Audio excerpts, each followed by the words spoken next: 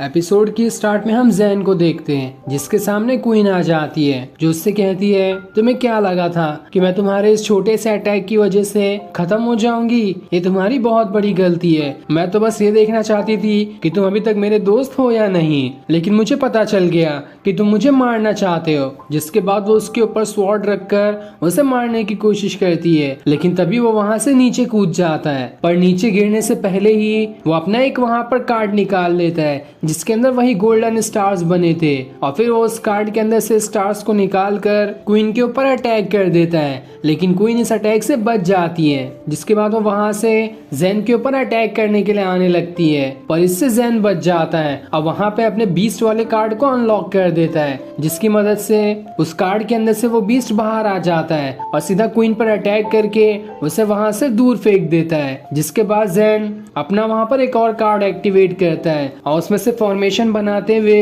एक मैजिकल रोप निकाल लेता है और उस रोप की मदद से क्वीन को वहीं बांध देता है, जिस वजह से क्वीन वहां से हिल भी नहीं पाती। जो देखकर शियाओ एकदम घबरा जाता है। साथ ही उसका गोल्डन आर्मर भी अब पूरी तरह से खत्म होने वाला था, जिससे वो एकदम उदास होता है कि मेरे जाने के बाद आखिर शियाओ का क्या होगा। तब ये देखकर जैन एकदम ज्यादा जोर से हंसने लगता है और वो गोल्डन आर्मर से कहता है तुमने एक बहुत ही कमजोर इंसान को अपना जनरल बना लिया। अगर मुझे बनाया होता तो आज ये नौबत नहीं आती। तुम्हारे पास अब भी मौका है, मेरा जनरल बन जाओ, मैं तुम्हें जिंदा छोड़ दूंगा। तब शियाओ गोल्डन आर्मर से कहता है क्या तुम मेरे अंदर नहीं आ सकते, जैसा कि क्वीन के अंदर वो वॉरियर चली गई थी। गोल्डन आर्मर उससे कहता है ऐसा नहीं हो सकता, वो वॉरियर सबसे ज्यादा अकेली थी और वो अपने आखिरी टाइम पर ही थी, जिस वजह से वो उसके अंदर चली गई और उसके अंदर जाते ही उसने अपना लक्ष्य ही खो दिया। और जैसा क्वीन चाहती है वो वैसा ही करेगी, लेकिन मैं ऐसा नहीं कर सकता, मेरी बॉडी ये करने के लिए मुझे अलाउ नहीं करेगी।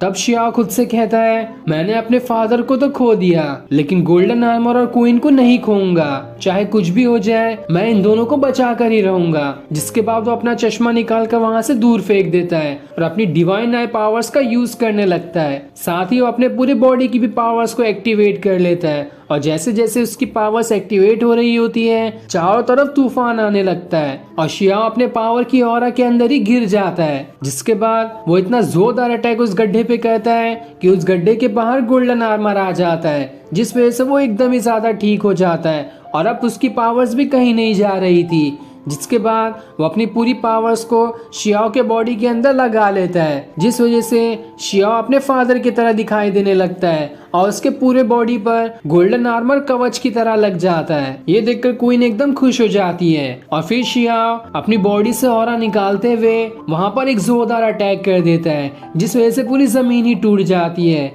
और वो सभी वहां से नीचे गिर जाते हैं। अब नीचे आने के बाद गोल्डन आर्मर शियाओ की बॉडी से अलग हो जाता है और उसे उठाते हुए कहता है तुमने तो कमाल कर दिया, हम जैन के चंगुल से बच गए और अब देखो मैं बिल्कुल पहले ऐसा ठीक हो चुका हूँ, साथ ही क्वीन भी ठीक हो गई है। जो सुनकर शियाओ खुश हो जाता है कि आखिरकार मैंने अपनी पावर की मदद से जैन को हरा ही दिया। इधर जैन जैसे जमीन पे गिरने वाला था, इससे पहले ही उसका बीस्ट उसके ऊपर खड़ा हो गया था, जिस वजह से जैन को कुछ नहीं हुआ होता है। इधर क्वीन के ऊपर भी पत्थर गिरा होता है, लेकिन वो उस पत्थर को हटा देती है और अपनी स्वॉर्ड निकालकर जैन से लड़ने के लिए तैयार हो जाती है। जिसके बाद शियाओ और बाकी जैन के सामने खड़े हो जाते हैं ताकि उससे लड़ सके। पर तभी वहाँ पर उन्हें डीमन गॉड की आवाज सुनाई देती है जो शियाओ से कहता है तुम्हारी पावर्स बहुत ज्यादा है और मैं कब से तुम्हारे जैसे ही इंसान की तलाश में था। जो सुनकर जैन को गुस्सा आ जाता है क्योंकि वो उस डीमन गॉड के लिए ही काम करता है और वो ये चाहता था कि डीमन गॉड के सामने सबसे ज्यादा पावरफुल मैं रहूं। तब वो अपने कार्ड की मदद से वहां पर डीमन गॉड को समन कर लेता है, जिसके बाद उसके कार्ड के अंदर से डीमन गॉड बाहर निकल कर आ जाता है, जो कि बहुत ही ज्यादा बड़ा और खतरनाक दिखाई दे रहा था। और ये डीमन गॉड वही है जिसके कम लेवल वाले को शियाओ के फादर ने एक बार कार्ड के अंदर कैद कर लिया था, लेकिन ये डीमन गॉड अपने लेवल के सबसे पीक पर है और इसे हराना बहुत ही ज्यादा मुश्किल है। तब उस डीमन गॉड को देखकर सभी एकदम हैरान हो जाते हैं। जिसके बाद वो डीमन गॉड शियाओ से कहता है मैंने तुम्हारे बॉडी ऑरा को बिल्कुल तुम्हारे फादर की तरह महसूस महसूस किया, तुम बिल्कुल उनके ही तरह हो। जो सुनकर शियाओ एकदम हैरान हो जाता है। डीमन गॉड उससे कहता है, मैं जानता हूँ कि तुम्हारे फादर कहाँ पर है। अगर तुम उनसे मिलना चाहते हो तो तुम्हें मेरे साथ चलना होगा। जो सुनकर शियाओ एकदम हैरान हो जाता है और उसके पीछे जाने लगता है। गोल्डन आर्मर उसे रोक लेता है और उससे कहता है, ये डीमन गॉड तुम्हें बेवकूफ बना रहा है, तुम्हारा अकेले वहाँ जाना ठीक नहीं है, इसलिए मत जाओ वहाँ पर शियाओ तो अपने फादर का नाम सुनकर एकदम बौखला सा गया था।